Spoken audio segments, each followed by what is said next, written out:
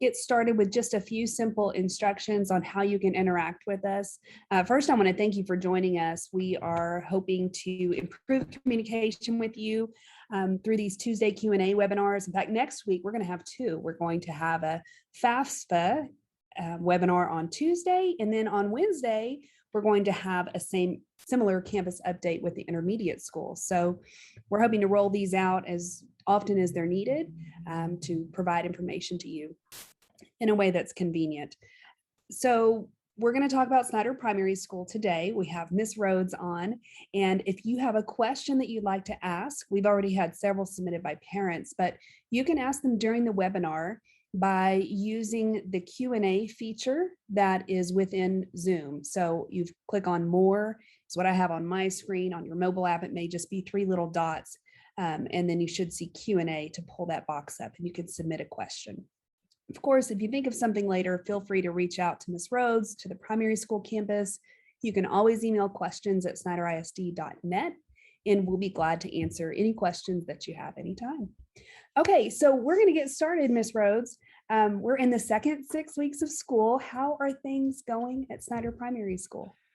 Going great. I can't believe that it's almost time for Thanksgiving break, and then pretty soon Christmas will be around the corner. So things are going pretty smooth for us wondering what our year was really going to look like, and then just every day we're just wondering what the next week will look like. But things are going great. We're as close to normal as we know normal at this time.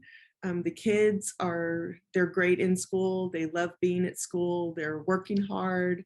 And so it's been a great year so far. Good. I know we kind of got a curveball thrown to us, right before school started, and things started picking up again with COVID and all of that. But things are slowing down a little bit on that front, actually quite a lot. And we're grateful for that for sure. Yeah, I know, at the beginning, we were anticipating just having the campus open for all parents to come just like normal and go on field trips and things like that. And so we had to kind of back off of that a little, once things kind of revved up. And so we'll be reevaluating that again after Christmas and take the recommendations of our administration and our local authorities here in town before we make any decisions as to what we're going to do about parents attending field trips. And I know there's lots of questions, about things like that and coming to eat with their child and things like that. So we're working on it. We don't want to exclude people at all, but we do want to make sure that all of our kids are safe while they're here at school. Absolutely. Well, and with kids being gone so much last year, trying to keep kids in the classroom and as healthy as possible is definitely the top priority this year, for sure. It's a proven fact that when they're not in school, and I know parents, you guys know that firsthand, it's really hard to keep them going, even with all the great technology and stuff that we had last year for that, which we still have, but it's hard, especially for little kiddos to progress like they need to when they're not with the one-on-one person at school. Right. Well, and part of that technology that we brought in last year was through Schoology, which is a learning management system, and that works with Skyward. And I know it's for assignments and grades. As a parent myself, I check it regularly, but can you tell the parents on the call a little bit about those grades? How often are they entered? Where are they entered? What should they do to get a good idea of how their students are doing? Great. So it's different by grade level, but for second and third grade, all of their grades go through Schoology first. And so some of their assignments are actually assignments that are built in Schoology, and Schoology will actually grade it for the teacher and for the student quickly so they can get a quick feedback, on the assignment. And then some things are just put in manually if it's an assignment that they did on paper or in a group or something that was not on the computer, they still put those grades into Schoology manually, and then that is it syncs to Skyward, which is our student management system where the actual grade comes from. So that's kind of the difference in that. Our teachers are using both. They're using, we're using the blended learning model is what we're doing. Some of the stuff is on the computer and some of the stuff is not, but it is all going through Schoology for second and third grade. Pre-K through first grade is a little bit different because they don't have number grades, numeric grades like second and third grade has. Theirs are based on their standards. It's a standards-based report card. And so the teacher's using information, what the kid is doing in their classroom, group work, activities, just stuff that the teacher is noticing when she is working with the student. And so she's verifying how the student is doing based on the grade level TEKS, the things that the student is supposed to know for that grade level. And so that's the difference there. The grades are not in Schoology for pre-K through first grade, but they still use Schoology for activities and things like that for the students because it's a good platform and an easy platform for kids to get in and do assignments. And if they are not in school for any particular amount of time because of COVID, then they know how to use it and get on, and they can kind of keep up with the things that they need to keep up with so they don't get too far behind. And I think Schoology is really a useful tool that came from COVID. We may or may not have utilized it had COVID not came about. That's very true. And, all of the testing that students have to start taking, whether starting in kindergarten, truly with our MAP assessments, which is a norm reference test that gives us references on how the student is doing with nationwide data, not just Texas data, but nationwide data to see how our kiddos are doing. And those kids start taking that test in kindergarten and it's online. And so starting with MAP from the time they're in kindergarten to STAR starting in third grade to their ACT and SAT test, all those things are on the computer. And so they have to start being able to utilize the computer for more things than just playing games or, for fun. They have to look at the difference between when I use my computer for work and school and then what I do with it whenever I'm just playing games. So right. Hopefully that gaming to learning transition will happen smoothly. Maybe that'll help them out for sure. So how can a parent, if their student is not doing well in class, how can parents help? And then what should we expect from teachers to help the student? So our policy says that if a student has a 75 or below at the 3-week grading period, then that teacher must contact the parent in a variety of ways. They may call them, they may send home a progress report. And so you should be getting information that week after the third week of that 6 weeks ends. You should be getting some sort of information from your teacher if your student is not making sufficient progress. If that doesn't happen, Parent Square is the best way to be in contact with teachers. All teachers are required to be on Parent Square. They are not required to answer Parent Square during the day when they're teaching, but before that day is over, they should be back in contact with the parent, with any questions that the parent has. Most of the teachers send home weekly schedules through Parent Square as to what's going on that week and things like that. And so if they have concerns about your student, they should be contacting you pretty regularly. And are there tutorial opportunities for students that might be struggling?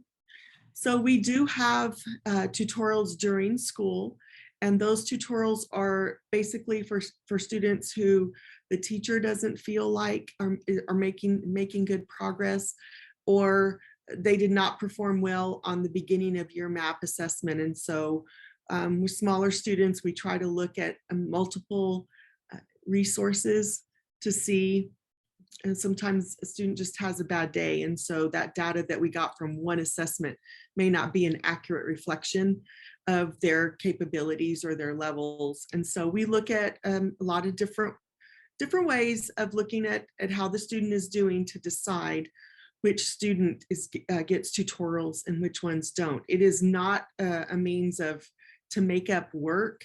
It is mainly to fill in gaps. If we are showing that they have gaps in their academics, whether it's the grade level before or 2 years before, then we're using those tutorials to fill in those gaps, to try to help get them back on track and on grade level. Okay, good. And will a parent know if their child is attending those tutorials? Is that something that is discussed with the parent, or? We usually will let the parents know, and most of the parents whose kids I think are in or we call it RTI, which is response to intervention, or you may have heard it just called tutorials, but most of them will know if their student is. I think the classroom teacher has touched base with them to let them know. Now, up to this point, our groups have kind of been a little more fluid. And once a student gets up to a point where he's back on grade level or she's back on grade level, then they'll move out of tutoring and then we'll replace them with another student.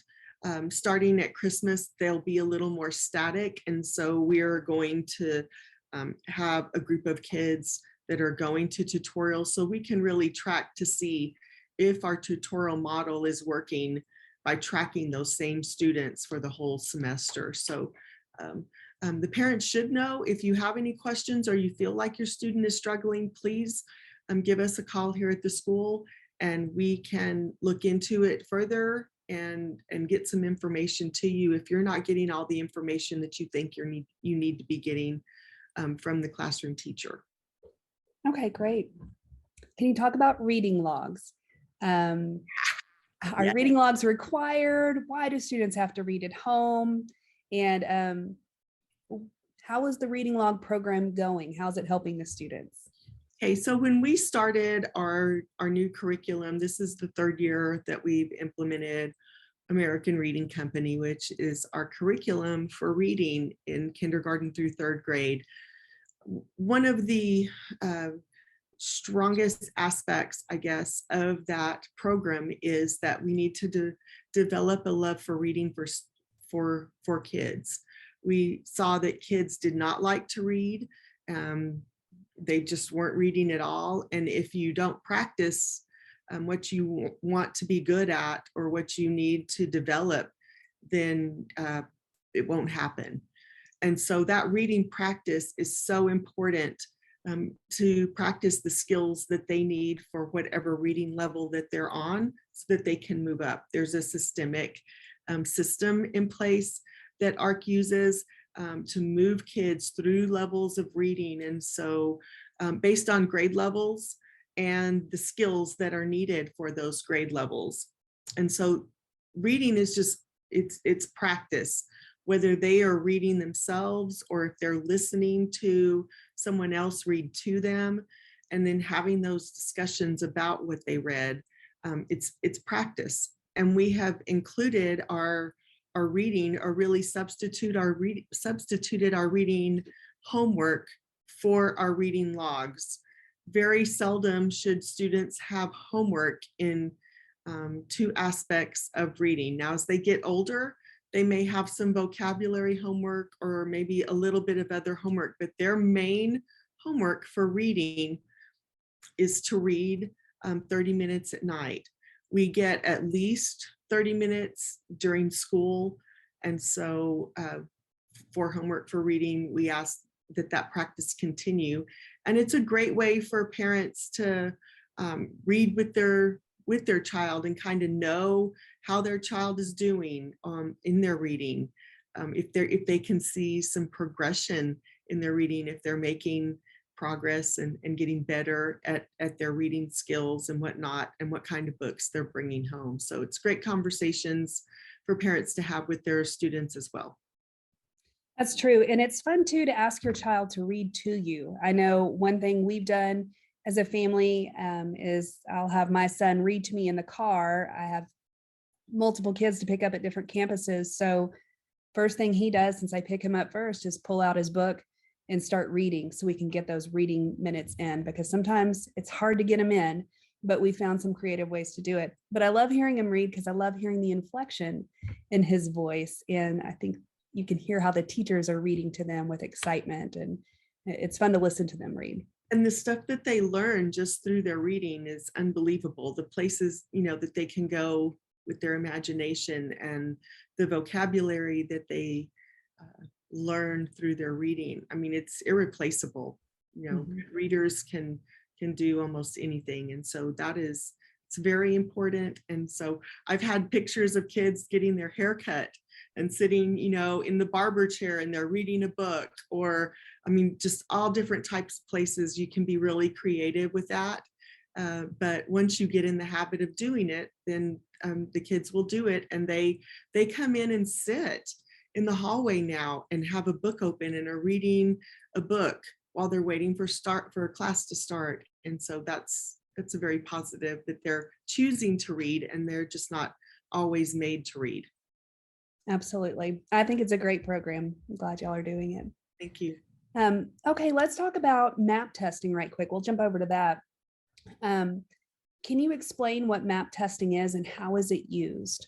Yes, so the MAP testing, we started this last year, and the MAP testing is a national reference, norm referenced test that will test the student as on items as high as the student is capable of doing, and even a little bit higher, and then drops them down. So what it does is it tests them until the student starts getting answers that are wrong, and then it starts going back down to try to get it at a level with the student that they feel like where the student is. And so it tells us if a second grade student is reading on a second grade level, a fourth grade level, and even comprehending, not just reading, but all the skills that go along with that.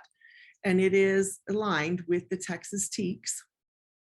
And so once we get that information, beginning of year, we start looking at where it'll tell us where gaps are. We found out today that there was a third grade math student who has a gap that came from pre-K. And so something happened when the student was in pre-K that caused just a little bit of a learning gap. Maybe he was ill, and something just never replaced that gap for 3 years. And that's one thing that we're doing with our tutoring, is now we're going back. We found those gaps, and now we are going back and teaching those kids those gaps to help them continue to progress. The MAP assessments, will take another one right before we get out for Christmas. And so that's our middle of the year, and we'll actually be able to see not only if the student's achievement is on track, but also if their growth is on track. And so we'll be able to see where they are academically on level, and we can correlate that with their grade level. And we can also see how much they've grown from that beginning of year to middle of year assessment. And so with that report card that you get at the end of the third 6 weeks, you'll also be getting that MAP results. And I think this one will come with a great graph where you can actually see the growth of your student for reading and for math, and where they should be expected to be at that grade level, and what they would need to do to make sure they're at least on grade level by the end of the school year, which we'll take another MAP assessment at the end of the school year as well. So we'll have, and it just continues. So the students that we have this year, we have their MAP data from last year, and we can see now almost a year and a half's work of data, a year and a half's worth of data for that student to see how he's progressing or she's progressing. I like the MAP data. I feel like it's very helpful, and the fact that we are using it district wide is helpful too.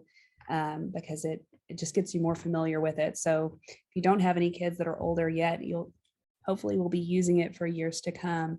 And it does give you a good picture. Yes, it sure does. And that will be sent home and MAP stands for Measures of Academic Progress, correct? That's great because I Okay. couldn't have pulled that one. Okay, I think that's right. I had somebody ask, they thought it was math, that we were talking about math tests, but it's MAP, M-A-P. Mhm. So that's what that stands for, another academic acronym that we use here. And I mean, with smaller kids, we try to tell them the importance of it and the importance of taking their time and making sure that they're reading all the questions or listening to the questions depending on their level. And along with that MAP, we have a program that we call Path Blazer. I'm sure most of you guys have heard of Path Blazer, and if you haven't, ask your student about it because they are on it every day at school. And then I think the teachers are allowing you to get on sometimes at home, but that levels, when MAP levels your student, then it automatically gives activities for that student to help with the gaps that MAP has found. And so it's practice and fun games and little stories and things the students really love to be on there and work through Path Blazer, but it's giving them the specific things that they need based on their MAP scores. So we try to make their MAP assessment as valid as we can to make sure that those gaps are accurate with what the student needs and they're not just clicking through the computer or rushing through it quickly. It's an important assessment for not only for us to track them, but then it gives those activities for the student to work on. That's great. It really does give a custom approach to learning for those kids. So we're going to move on to homework. And we had a question come in that kind of ties into this. So are kids in primary school, as far as homework, do they have a lot of homework? How long should they be spending on it? And we have a specific question that came in from a parent about a child that's in second grade that might be fighting reading. Some nights they're struggling to get through the 30 minutes of reading. So any suggestions there for that? Yes. So as I said before, most of the reading homework will be their reading logs or their steps.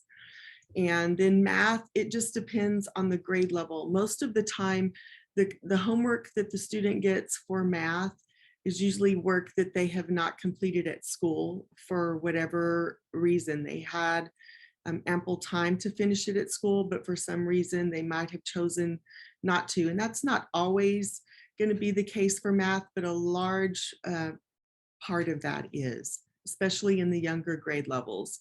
Once they get to second and third, they may have a little bit, but again, it may just be a little bit of practice. It shouldn't be a whole lot. If we're asking for 30 minutes of reading, then if they do have math homework, it should be no more than that as well. For the younger kids, the math is probably going to be a little less, but I don't know that most of the teachers don't send it unless there's just something that the student hasn't completed at school that they need to have completed to see if they're understanding the concept. What was the other question? The other question is what's suggested for a kid who fights reading, not all the time, but a few nights a week, her second grader is not wanting to read. So the first thing that I would do is I would contact the teacher. We have some ways that we can help them with reading steps here at school. We don't have a lot of time during the day, and I encourage the teachers to never use reading steps as a punishment. I don't want them to be losing recess or things like that because they didn't get their steps in. But there is a little bit of time throughout the day where the student could make up some steps that they're not getting at home. And maybe we can have some conversations with that student here at school. Maybe he is grabbing books that are just too hard for them to read at home, or there's a lot of things that could cause that. But if you'll just reach out to us, we'll help find some solutions to those problems, and see if we can help you. If we don't know about it, then we can't help, but please reach out to us. I'm on Parent Square as well, and I'll be happy anytime to answer questions or try to find out information for anyone out there who's seeking some guidance on that. That's great. And that's a good segue into communication. As far as Parent Square, I would say that primary school is probably the super user of Parent Square. Y'all have embraced it, and the teachers are utilizing a lot of the functions that it has. And I love seeing that because it's a great way to reach out. So if any of the parents on here are having trouble with Parent Square, please email me, or you can call the administration office. Easiest way is just questions@snyderisd.net. I manage that email inbox. You can email me there. You can leave me a comment here in the Q&A, and I'll help you get that set up. There was an update that needed to be done recently. So if your phone doesn't automatically update, please try to update your app. That fixed some bugs that some people were having with messaging. And then also verifying your account is another thing that I often find. The first two things I ask if somebody's having trouble. So that's usually the problem, but I'll be glad to walk you through it if you're having trouble with that. So we love Parent Square, and I think the stuff that the teachers send out it's very important information. And I hope that the parents feel like it's good communication between them and the teacher. But I just want to emphasize that I'm asking the teachers to really not answer those throughout the day. So if it's an emergency or something that we need to know about at school before the end of the day, then I recommend you calling the school to let the office ladies know, and they can get that message to the teacher or whoever needs to get that message, because most teachers are teaching, I hope, during the day. And so they shouldn't be on the phone all the time checking their messages. Absolutely. And sometimes the reception is a little bit spotty in the building too. Oh, So you don't want really time sensitive information to come through that method. So, okay, well, we've got just a few minutes left. Tell me about traffic, Ms. Rhodes. Traffic. Well, it only took us about 6 weeks to get the traffic down to where it was actually pretty workable. And I know that, when you think about, we have almost 900 students on campus, and less than 200 of those ride a bus. And so to get all those students to school and back at home is a huge task. And so we are trying to spread out, our grade levels as best we can. I think that the parents have been great after we all figured out. I mean, it's a new training of people every year, because the kindergarten drop off is completely different than what the parents had to do in pre-K, and first grade is completely different than kindergarten, and second grade and third grade is completely different than first grade. But it took, I think, after we got our lines squared away and everybody understood who had to go first, and we weren't so antsy to get here so early. We had some parents parking at 12 o'clock to pick up their student at 3:45, and boy, that's a long time to wait in your car. But I think it's running so much better. And I think on average, we can get most of a grade level out within 12 to 15 minutes. That's impressive. Except on the days we have rain and everything shuts down and our drive line shuts down and doesn't work, then, it took us a little longer, but we made it. And everyone was very patient on that day. Absolutely. Well, I appreciate you, Kenita. I know that your main concern is kids being safe. And so sometimes we have to endure a little bit of inconvenience ourselves in order to make sure that our kids are safe.